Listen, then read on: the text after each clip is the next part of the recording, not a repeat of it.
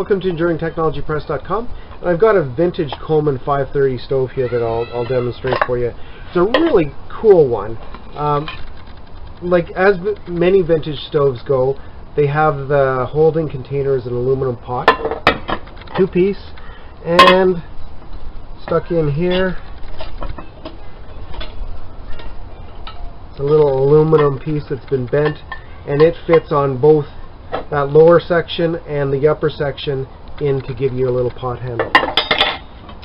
Now what you've got here in the 530 is one of the roarer burners, straight up, shoots onto the plate. You've got here your valve that you turn on. Here you've got your throttle that also acts as the cleaner. So you want to clean the orifice, you move it up and down a few times. You've got your threaded port for filling it up. You've got your pump, which is I think probably one of the reasons people don't like white gas. The flare being one, having the pump being the other, but it gives you a lot better energy density than you would with most other fuels, your gas fuels and stuff like that, and your gaseous, as well as, white gas is comparatively cheap. And the more modern ones that burn auto gas, this will burn auto gas too. You're looking at a pretty cheap fuel for a lot of use. So you pump this up, lock it in place.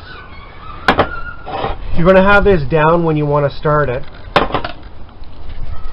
And fairly simply, you're looking at, could use a match here. Let's start with this.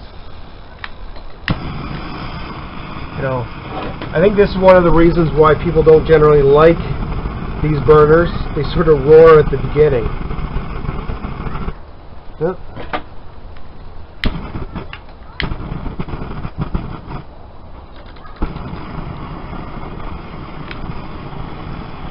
And you need to get them preheated. Certainly the more modern ones with that corrugated insert are a little bit faster to heat up than these older ones, and they also simmer quite a bit better than these. But you'll see it get to a roaring point,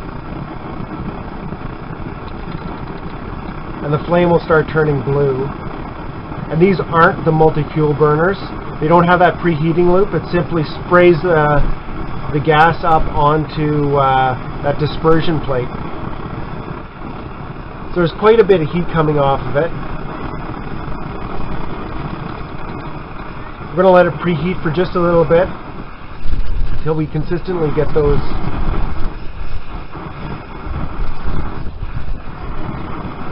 blue flames coming out.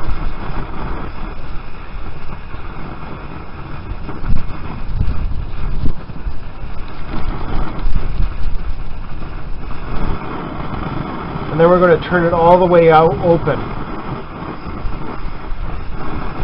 And this is a characteristic of these stoves where you open it full up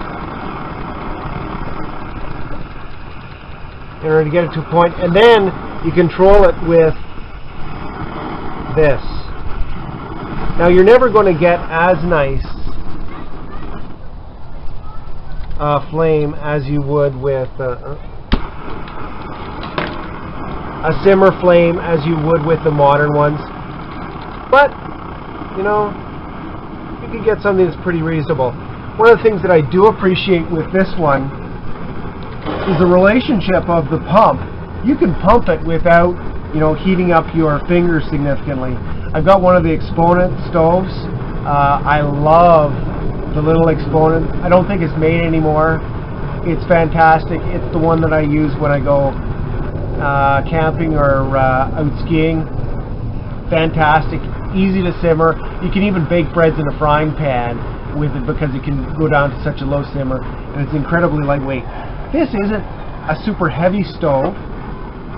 Certainly older technology. It's much more durable. I mean, this can be knocked around quite a bit more than the Exponent. The Exponent is, one that you need to take a little bit more care of when you pack it away and stuff like this. This one can certainly get knocked around a bit.